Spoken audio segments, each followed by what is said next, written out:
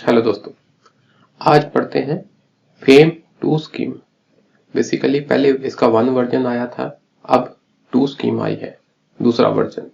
Second phase of FAME India scheme. Main objective of the scheme is to encourage, किसको encourage करना है?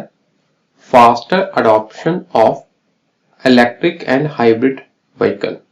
भी हमने इलेक्ट्रिक व्हीकल्स को बढ़ावा देना है। इलेक्ट्रिक एंड हाइब्रिड, हाइब्रिड का मतलब कि जो ईंधन से, फॉसिल फ्यूल से, पेट्रोल डीजल से और इलेक्ट्रिसिटी दोनों से चले, जहां सिंपल अकेले इलेक्ट्रिसिटी से चले, ऐसे व्हीकल्स को बढ़ावा देना है। ये था इसका फेम स्कीम का एम। तो by way of market creation and indigenisation, भी हमने बाहर से नहीं मंगवाने, अपने ही देश में ऐसी फैसिलिटी पैदा करनी है कि हम खुद यहीं पर electric vehicles, hybrid vehicles manufacture करेंगे और यहीं पर इसकी डिमांड होगी, इसका मार्केट होगा ऐसे व्हीकल्स का। ये लाइन आपने, ये कीवर्ड्स जरूर याद रखने। Electrification of the public and share transport, ठीक, फोकस किसके ऊपर है? पब्लिक ट्रांसपोर्ट के ऊपर और शेयर ट्रांसपोर्ट के ऊपर, मीन ताकि मास मोबिलाइजेशन हो। लोकल मैन्युफैक्चरिंग, इसको पढ़ लेते हैं थोड़ा। भी हमने खुद से इलेक्ट्रिक और हाइब्रिड व्हीकल्स बनाने हैं। Special incentives will be given for local manufacturing of critical components for electric vehicles, specially the lithium ion batteries. तो इलेक्ट्रिक व्हीकल्स बनाने के लिए जो उसके मेन कंपोनेंट है, उसको बनाने के लिए, उनकी मैन्युफैक्चरिंग के लिए सरकार क्या करेगी? स्पेशल इंसेंटिव देगी कि अगर आपकी इंडस्ट्री इलेक्ट्रिक व्हीकल्स के पार्ट बना रही है तो आपको स्पेशल इंसेंटिव दिए जाएंगे। आप सोच सकते हो इंसेंटिव कैसे होंगे? सब्सिडी टाइप हो गई, टैक्स बेनिफिट्स हो गए, ऐसे कुछ। और खास तौर पर कौन सा कंपोनेंट? Lithium ion batteries. जो लिथियम आयन बैटरी बनाने के लिए सरकार स्पेशल इंसेंटिव देगी। एस्टेब्लिशमेंट ऑफ चार्जिंग इंफ्रास्ट्रक्चर, ये बात हम बार बार पढ़ते हैं कि चार्जिंग इंफ्रास्ट्रक्चर कम था। फेम 1 स्कीम में क्या था? आपने व्हीकल्स को फोकस किया, व्हीकल्स अधिक से अधिक मार्केट में उतार दिए, पर इनका चार्जिंग इंफ्रास्ट्रक्चर नहीं था, तो जनता को दिक्कत काफी आई थी। Stresses upon the indigenisation of the entire EV value chain. EV मतलब इलेक्ट्रिक व्हीकल की वैल्यू चेन, शुरुआत से लेकर एंड तक। व्हीकल बनाना, बेचना, उनके पार्ट्स, उनकी बैटरी का रिचार्ज, रिचार्जिंग इंफ्रास्ट्रक्चर, ठीक, और अगर पूरी की पूरी बैटरी खरीदनी है उसको, उसके लिए भी सब्सिडी। तो कहने का मतलब है कि पूरा वैल्यू चेन के ऊपर फोकस किया है और इन सबको क्या करना है? इंडिजनाइज, मतलब इंडिया में ही ये सब चीजें पैदा हो, हमें विदेशों पर निर्भर होने की जरूरत ना पड़े। FAME phase 2 has been introduced. पहले हमने फेम स्कीम के बारे में पढ़ लिया थोड़ा बहुत, अब थोड़ा फेम 2 के बारे में थोड़ा और पढ़ेंगे। Has been introduced to achieve the target of more than 30% electric vehicles by 2030। ये आपने याद रखना है, इलेक्ट्रिक व्हीकल्स का टारगेट कितना रखना है? 30% से ज्यादा। क्या 100%? नहीं, 30% से ज्यादा हमारे पास इलेक्ट्रिक व्हीकल हो। कब? 2030 तक, ठीक है, 2030 तक हमारे पास 30% से ज्यादा इलेक्ट्रिक व्हीकल्स हो। A more realistic goal in comparison to the earlier target of 100% electric vehicles by 2030। पहले हमारे पास कितना टारगेट था? हमने 100% इलेक्ट्रिक व्हीकल्स लाने हैं, ठीक, पहली स्कीम में, पर ये अनरियलिस्टिक था। हम कह देते हैं कि हम सारे के सारे व्हीकल्स को 100% करेंगे, जरूरत से ज्यादा हम टारगेट तय कर लेंगे तो वो अचीव नहीं हो पाता, ये अनरियलिस्टिक था। तो हमने इस बार मोर रियलिस्टिक, जो हम अचीव कर सकते हैं, ऐसा टारगेट लेकर आए हैं कि 30% से अधिक व्हीकल्स को हमने 2030 तक इलेक्ट्रिक व्हीकल में कन्वर्ट कर देना है। टोटल व्हीकल्स का हमारे पास 30% से अधिक क्या होगा? Electric vehicles. ये बात हुई। Government has also decided to increase subsidy for electric 2 wheelers by 50%। भी आपने 2 व्हीलर्स के ऊपर भी जो सब्सिडी है उसको भी बढ़ावा देना है, ठीक है। आगे है जी deep ocean mission. Deep ocean mission समुद्र के गहराई तक जाना है। It aims to explore the depths of the ocean. समुद्र की गहराई तक जाना है, उसको एक्सप्लोर करना है, किसके लिए? For the possibilities of deep sea mining. भी हमने डीप सी माइनिंग करनी है। माइनिंग का मतलब वहां पर जो भी वैल्यूएबल चीजें हैं उनको अपने लिए यूज करना है, उनको वहां से निकालना है। Mission proposals to explore the deep ocean similar to the space exploration started by ISRO about 35 years ago. 35 साल पहले इसरो ने स्पेस एक्सप्लोरेशन स्टार्ट किया था। तो हम देखते हैं कि इसरो ने कितनी तरक्की कर ली। तो उसी प्रकार अब हमने डीप ओशियन को एक्सप्लोर करना है। ठीक है जी। The ministry of earth sciences will be the nodal ministry for implementing this multi institutional mission. तो इस मिशन के लिए, ये मल्टी इंस्टीट्यूशनल मिशन है, कई प्रकार के इंस्टीट्यूशन इसमें शामिल है। तो इसमें नोडल मिनिस्ट्री कौन सी है? Ministry of earth sciences. ऐसे क्वेश्चन भी आ जाएंगे। जहां तो देखने में आसान लगता है, ऑप्शन में आपको दिए होंगे ना, ministry of water resource, ministry of earth sciences, ministry of ऐसे कुछ स्पेस, तो आप ना कंफ्यूज हो सकते हो।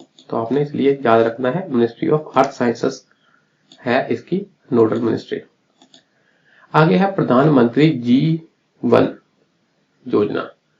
G1 JI का मतलब है जैव ईंधन और VAN का मतलब है वातावरण अनुकूल फसल अवशेष निवारण योजना। ठीक है ना, जैव ईंधन, ये याद रख लो। क्या होगा इसमें? It aims for providing financial support. किसको फाइनेंशियल सपोर्ट देनी है? To integrated bioethanol projects using lignocellulosic biomass and other renewable feedstock. तो जो फसलों में भूसा वगैरह हमारा बच जाता है, उसमें ये लिग्नोसेलुलोसिक बायोमास होता है। तो ये इस भूसे को हमने जलाना नहीं है, उसको यूज करके क्या बनाना है? इथेनॉल। ठीक है ना, जैव ईंधन। बेसिकली ये बायो है ना। बायो मतलब जिसमें ऑर्गेनिक मैटर है, ठीक, पेड़ पौधों से बना प्रोडक्ट है। तो जैव ईंधन बनाना है हमने। तो फसल का जो अवशेष बचे उसको जलाना नहीं है, उसका हमने क्या बना देना है? इथेनॉल या कुछ ऐसे और प्रोडक्ट है ना। इथेनॉल, इथेनॉल क्या है? फ्यूल है। Ministry of petroleum and natural gas. कौन सी मिनिस्ट्री है? Ministry of petroleum and natural gas has targeted to achieve 10% blending percentage of ethanol in petrol by 2022। ये टारगेट था कि पेट्रोल में हमने 10% क्या मिला देना है, किसकी ब्लेंडिंग कर देनी है? इथेनॉल की, ठीक, 2022 तक। तो अब तो चलो बीत गया, अब टारगेट थोड़ा और रिवाइज होंगे। तो आपने ये ध्यान रखना है, ministry of petroleum and natural gas. Keywords उठाने हैं, जैव ईंधन, प्रधानमंत्री G1 योजना किसके ऊपर है? वहां पर ऑप्शन दिए होंगे, फॉरेस्ट को डेवलप करना है, ट्राइबल्स के लिए फैसिलिटी देनी है, ऐसे कुछ दिए होंगे ऑप्शन। तो आपने याद रखना है इथेनॉल बनाना है, फसलों के अवशेष से इथेनॉल बनाना है। ऐसे बार बार आपने रिवाइज करना है ये चीजें। National programme for organic production. National level पर हम प्रोग्राम लेकर आए हैं, किसके लिए? ऑर्गेनिक प्रोडक्शन के लिए। It involves the accreditation programme for certification bodies. देखो, हम कहते हैं कि हमने ऑर्गेनिक फार्मिंग को प्रमोट करना है, तो उसके अंतर्गत हमने एक प्रॉब्लम पड़ी थी, हमारे पास प्रॉपर सर्टिफिकेशन नहीं है ऑर्गेनिक प्रोडक्ट की। तो इसमें जो बॉडीज हैं ऑर्गेनिक प्रोडक्ट को सर्टिफाई करती, ठीक है ना, उनकी एक्रेडिटेशन। हाँ भी, जैसे आप जरा सोचो, कई तरह के मार्क होते हैं, एग मार्क होता है, ISI मार्क होता है ना, वूल मार्क होता है, ऐसे कई प्रकार, FSSAI मार्क होता है। तो ऐसे ना कई प्रकार के मार्क्स होते हैं। तो ऐसी कौन कौन सी एजेंसियां हैं जो कि ऑर्गेनिक प्रोडक्ट को सर्टिफाई कर सकती है? तो उनकी एग्रेडेशन, उनकी रजिस्ट्रेशन करनी है इस प्रोग्राम के तहत। ठीक है, और दोबारा पढ़ ले। It involves the accreditation programme for certification body, standards for organic production. Organic जो है आपकी फसल है, उसका क्या स्टैंडर्ड हो, क्या पैमाने हो कि हम कह सके कि हाँ भी ये वाली फसल इतने % ऑर्गेनिक है। Promotion of organic farming etcetera. तो ओवरऑल एम क्या है? ऑर्गेनिक फार्मिंग की प्रमोशन करना। It is implemented bye agriculture and processed food products export development authority APEDA under the ministry of commerce and industry. ये इंपॉर्टेंट होगी बात, ministry of commerce and industry. देखो ministry of agriculture नहीं है, ministry of environment वाली भी नहीं है, कौन सी है? Ministry of commerce and industry. आपने इसको ऐसे याद रखना है कि जब सर्टिफिकेशन होगी तो उसका क्या है, ट्रेड करने में हमको आसानी होगी, कॉमर्स करने में आसानी होगी, क्योंकि उसके ऊपर प्रॉपर लेवल लगा होगा, प्रॉपर सर्टिफिकेशन होगी। तो ये कॉमर्स मिनिस्ट्री के अंदर आती है, ministry of commerce and industry. ऐसे क्वेश्चन आ जाते हैं प्री में। आगे है जी participatory guarantee system for India. Participatory guarantee system, अब ये किससे रिलेटेड है? It is a process of certifying organic products. ये भी क्या है? ऑर्गेनिक प्रोडक्ट्स को सर्टिफाई करने का प्रोसेस है। The certification is in the form of a documented logo और स्टेटमेंट। तो जो सर्टिफिकेशन जारी हुआ, जहां तो वो लोगो हो सकता है, जहां स्टेटमेंट हो सकती है, हाँ भाई ये प्रोडक्ट ऑर्गेनिक है। It is implemented by the ministry of agriculture and farmers welfare. Ministry of agriculture द्वारा इंप्लीमेंट की जा रही है ये scheme. PGS certification is only for farmers or communities that can organize and perform as a group। ये important point हो गया, जहां पर only आ गया, कुछ एक्सट्रीम केस है, ये सिर्फ फार्मर्स या कम्युनिटी के लिए है। कौन से फार्मर्स और कम्युनिटी के लिए? जो कि ग्रुप में परफॉर्म करते हैं। इसका मतलब क्या हुआ? इंडिविजुअल फार्मर के लिए नहीं है, ये ग्रुप के लिए ही है सिर्फ। इंडिविजुअल फार्मर्स और group of farmers smaller than 5 members, जिनकी संख्या 5 से कम है, are not covered under the PGS scheme. तो ये इसके अंदर कवर नहीं है, ठीक है जी। PGS is applicable on farm activities. ये दूसरा पॉइंट बहुत इंपॉर्टेंट हो गया। ऑन फार्म एक्टिविटीज भी खेत के अंदर ही जो काम हो रहा है, on farm, comprising of crop production, processing and livestock rearing etcetera. जो खेत में ही एक्टिविटीज हो रही हैं उसके ऊपर एप्लीकेबल है। ऐसा नहीं कि आपने प्रोडक्ट प्रोड्यूस किया और उसको दूसरी जगह ले गए और फिर कहें कि इसके ऊपर सर्टिफिकेशन हो, नहीं। Group of farmers more than 5 numbers, और दूसरा है ऑन फार्म एक्टिविटीज। जो ऑफ फार्म प्रोसेसिंग एक्टिविटीज है, जैसे कि आपने प्रोडक्ट को कहीं जगह स्टोर कर दिया, ट्रांसपोर्ट कर दिया, and value addition activities by persons or agencies other than PGS farmers away from the group are not covered under the PGS scheme। ठीक है ना? उस जगह से ऑन फार्म एक्टिविटी से कहीं दूर जाकर आपने ये एक्टिविटीज की तो सर्टिफिकेशन नहीं, ये वाली स्कीम नहीं लागू होती। Organic foods are also required to comply with the requirements of labelling of FSSAI। ये भी एक बात है कि FSSAI food safety and standard authority of India का लेवल जरूर लगा होना चाहिए, in addition to that of NPOP और PGS इंडिया। तो ये वाली स्कीम के साथ साथ FSSAI का लेवल भी जरूर लगा होना चाहिए, ये बात होगी। आगे है जी मिशन इनोवेशन, इनोवेशन को बढ़ावा देना। ग्लोबल इनिशिएटिव, ग्लोबल लेवल का इनिशिएटिव है, हमारे ही इंडिया का नहीं सिर्फ।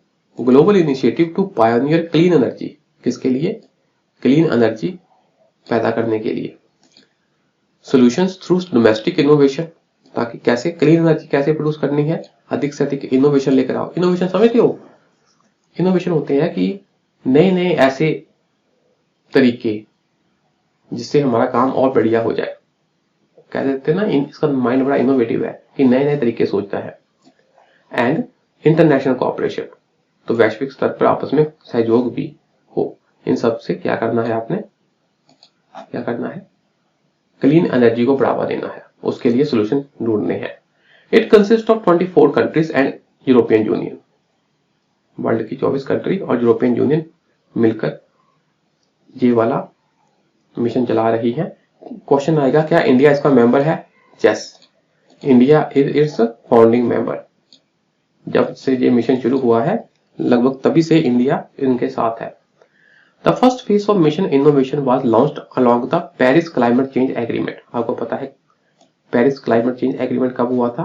2015 को, है ना, जब यूएन क्लाइमेट कॉन्फ्रेंस हुई थी तब पेरिस क्लाइमेट चेंज एग्रीमेंट हुआ था। तो उसी के साथ ही ये वाला मिशन का फर्स्ट फेज लॉन्च कर दिया गया था। आगे है जी ग्रीन हाइड्रोजन, ये इंपॉर्टेंट है। ग्रीन हाइड्रोजन, ग्रे हाइड्रोजन, ये क्या होती हैं? आपने ध्यान से पढ़ना है, समझ लेना है। देखो, हाइड्रोजन कैसे प्रोड्यूस होती है? Hydrogen is produced by using renewable energy and electrolysis. हमने हाइड्रोजन की प्रोडक्शन करनी है। प्रोडक्शन के कई तरीके हैं। तो अगर इसकी प्रोडक्शन हम इस तरीके से करते हैं कि ग्रीन हाउस गैसेस ना निकले, हम रिन्यूएबल एनर्जी का यूज करें या इलेक्ट्रोलाइसिस का यूज करें, मतलब एनवायरमेंट फ्रेंडली प्रक्रिया हो, तो कौन सी हाइड्रोजन होगी? हमारी ग्रीन हाइड्रोजन। ये बात आपने याद रखनी। ग्रीन का मतलब एनवायरमेंट फ्रेंडली वाली प्रोसेस। इसमें हाइड्रोजन प्रोड्यूस होती है using renewable energy and electrolysis. ये बात हो गई। Electrolysis method user then electric current. आपने स्कूल में पढ़ा होगा कि इलेक्ट्रोलाइसिस में क्या होता है?